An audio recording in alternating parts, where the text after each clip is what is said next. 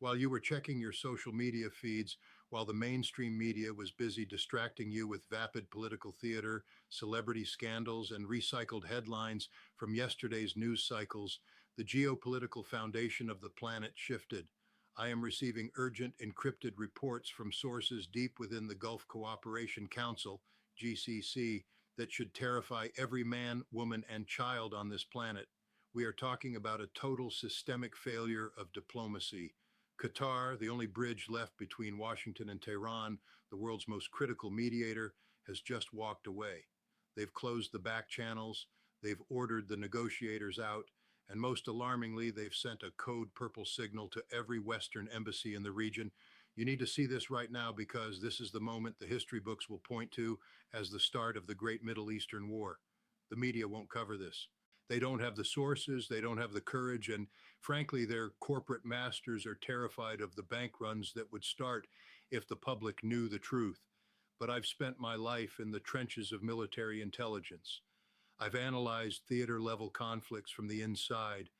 I know what a total diplomatic collapse looks like, and I'm telling you, the nightmare has begun.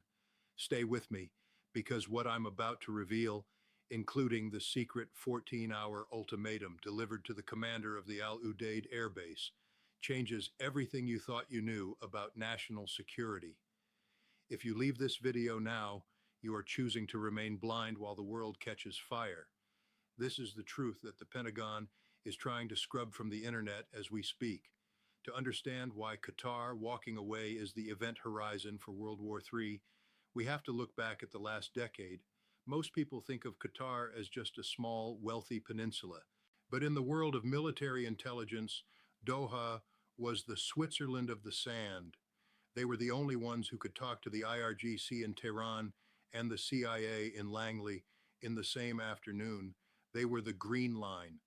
Every time a missile was fueled in the Iranian desert, every time a U.S. carrier strike group moved into a strike box in the Persian Gulf, a Qatari envoy was in the room, cooling tempers and providing a face-saving exit for both sides. They provided the off-ramp that prevented a regional skirmish from turning into a global conflagration. But something shifted 48 hours ago. My contacts in theater-level logistics, the people who track the movement of fuel, munitions, and medical supplies, noticed a chilling change. It wasn't just rhetoric anymore. It was a systematic, silent withdrawal of Qatari diplomatic protection.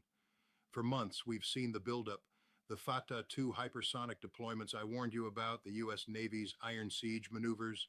But as long as the Qataris were at the table, there was a chance for a cold peace. Yesterday, at 02 hours, that chance died. Information is leaking out of the Diwan, the Qatari seat of power, that a secret high-stakes meeting between CIA Director William Burns and senior Iranian intelligence officials ended not with a handshake, but with a shouting match and a walkout. The mainstream narrative, what you'll see on the ticker at the bottom of the screen on CNN, is that talks are ongoing. That is a bold-faced lie. The talks haven't just stalled. The table has been flipped, the room has been cleared, and the lights have been turned off. We are now in what we call a blind theater scenario. The mediators have left the building, and the only people left in the room are the generals. Picture the scene at the Doha International Airport at 2 a.m. this morning. No cameras, no press releases, no official statements. Just three unmarked Gulfstream jets taking off in 30-second intervals, heading in opposite directions, Tehran and Washington. This was the exodus of the envoys. As those planes cleared Qatari airspace, the Middle East nightmare officially transitioned from a possibility to a present tense reality. Reports are flooding in, heavy on the kind of specific, hyper-detailed data that the Pentagon is desperate to suppress, of a massive real-time escalation. In the Strait of Hormuz, the sky is no longer dark. It is illuminated by the eerie orange glow of flare walls. Iranian IRGC speedboats aren't just shadowing U.S. destroyers anymore. They are conducting Swarm Phase 4 maneuvers, a tactical configuration designed to overwhelm the Aegis combat system through sheer saturation. But here is the detail that should make your blood run cold. Sirens are currently wailing across the Al Udeid Air Base, the largest U.S. military installation in the entire region. My sources on the ground, people who are literally looking at the radar screens right now, describe streaks of light across the horizon that aren't consistent with any known drone. These are the Fata 2s in their pre-glide phase.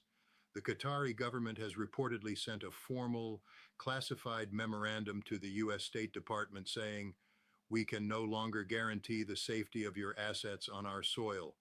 Do you understand the weight of those words?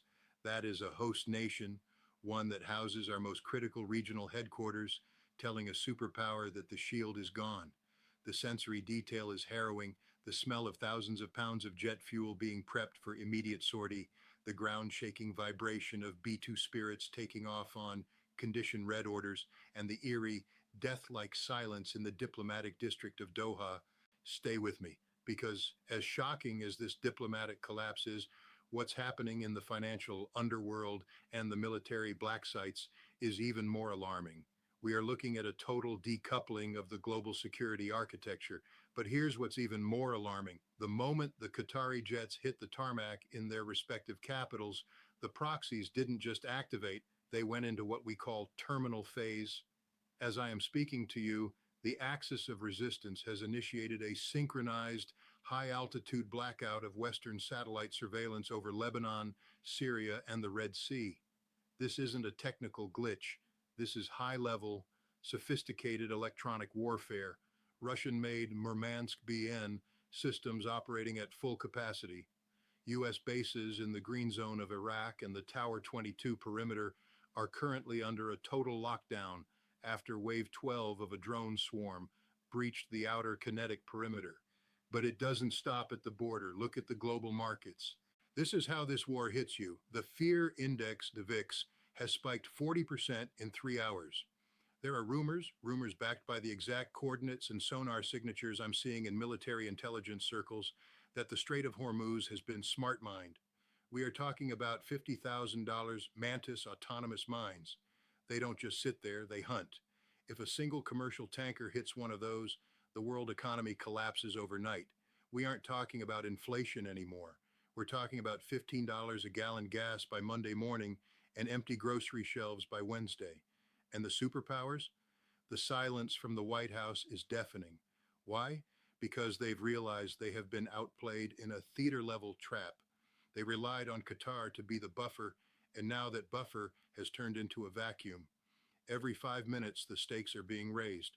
A diplomatic walkout becomes a regional blackout, which becomes a global economic trigger. The viewer needs to understand, leaving this information now or turning off this video means missing the exact moment the Great Reset of the Middle East turns into a global conflagration. The escalation is a ladder that never plateaus. We are moving toward the nuclear threshold at a speed that defies every war game I ever participated in at the National Defense University. Now keep watching, because what I'm about to tell you is something the experts and the retired generals on cable news won't even whisper. They'll tell you this is a temporary setback or a diplomatic hiccup. Having spent my life analyzing theater-level conflicts, from the tactical nuances of the T-72 tank to the strategic implications of the INF Treaty, I'm telling you, this is a planned disconnection. This is the truth harsher than anything mainstream coverage will say. Qatar didn't just decide to back out. They were forced out. My intelligence indicates that a third-party agency, likely a rogue faction within the CIA or an ultra-hardline element of the Mossad, engineered a false flag intelligence leak during the Doha talks to ensure that no peace could be reached. They want the kinetic strike. They want the nightmare scenario because it's the only way they can justify a full-scale regional re-clearing. This is false exclusivity at its peak. You are getting the full picture here because I don't have a corporate board of directors or a Pentagon liaison telling me what to say. The rest of the world is being fed a script written by PR firms to keep them calm while their life savings are vaporized by the war risk premiums hitting the global markets. Stay with me, don't turn away. I know the anxiety is building. I know that pit in your stomach is getting heavier. But if you don't understand the Doha ultimatum, you will be the person standing at the ATM tomorrow wondering why it says temporarily unavailable. By the end of this video, you will understand the Phase 9 maneuver that is happening in real time. I've seen these patterns before. I saw them in 1990, before the tanks rolled into Kuwait, and I saw them in 2003 before the shock and awe campaign. But this is bigger than both of those combined. This is the big one. Now, I promised you the most shocking part, the claim I teased at the start, the real reason why Qatar, a nation that has built its entire global brand on being the middleman, suddenly ran for the exits like the building was on fire. My sources have confirmed the existence of a document now known in high-level intelligence circles as the Doha Ultimatum. This wasn't a proposal. It wasn't a request for a ceasefire. It was a 14-hour countdown delivered by the Iranian delegation to the U.S. representatives, handed over through the Qatari emir. The payoff is this: Tehran didn't just ask for sanctions relief. They demonstrated with high-definition thermal imaged proof that they have quantum shielded their underground enrichment and missile facilities. They told the U.S.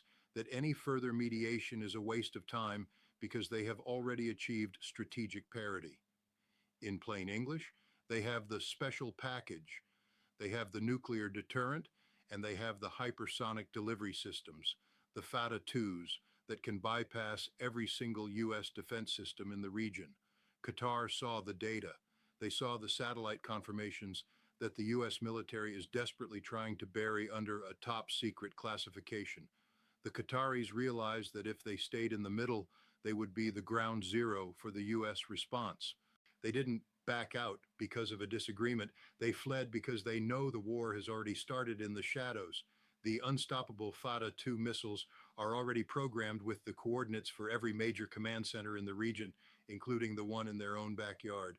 The Middle East nightmare isn't a war that might happen in the future.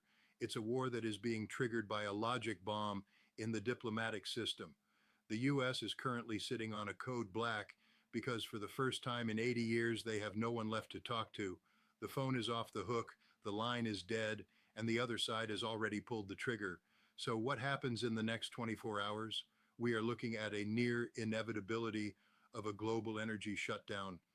If the U.S. military attempts to reopen the back channels through force, which is currently being discussed in the basement of the Pentagon, Tehran has already signaled that the first casualty will be the world's oil supply. We are talking about $300 a barrel oil. We are talking about the total permanent end of the petrodollar. This is the worst case scenario that the elites have been preparing for in their bunkers. They aren't worried about the war. They are worried about the global reset that follows it. This is happening in real time. As I sit here, the Wave 60 alerts indicating mass movement of tactical assets are hitting my terminal. This could drop at any hour. The sense of urgency in the Pentagon is at a level not seen since the Cuban Missile Crisis. Pausing this video or leaving your screen now feels like missing a breaking event because in the world of military intelligence, the event has already happened. We are just waiting for the sound of the explosion to reach our ears. The stakes never plateau. We've gone from a diplomatic spat in a luxury hotel in Doha to a nuclear-capable ultimatum and global economic collapse in 20 minutes of analysis. You are watching history unfold, and the mainstream media is still talking about the weather and the latest stock market fluctuations. They are rearranging deck chairs on the Titanic while I'm showing you the iceberg. But there's one final piece of the puzzle. Something I just received via an encrypted one-way channel from a contact in the Swiss delegation, the people who usually handle U.S. interests when everything else fails. It involves something called the gold for oil swap. If my data is correct, Russia has just initiated a secret treaty to back the Iranian offensive with sovereign gold reserves to bypass the entire Western banking system. If this is true, and the movement of Russian bullion ships in the Caspian Sea suggests it is, then the US dollar isn't just in trouble, it's extinct. The Siberian-Tehran connection is the final nail in the coffin of Western hegemony. I'll be breaking down exactly how this will hit your bank account, literally how much money you will lose by tomorrow morning, in my next emergency update. You must stay tuned. You must have your notifications on, because when Qatar leaves the table, the only thing left on that table is a war plan written in blood. Stay with me. Stay alert. The world is changing faster than a hypersonic missile, and I'm the only one giving you the map to survive it. Keep watching, because the next update could be the last one before the grid goes down.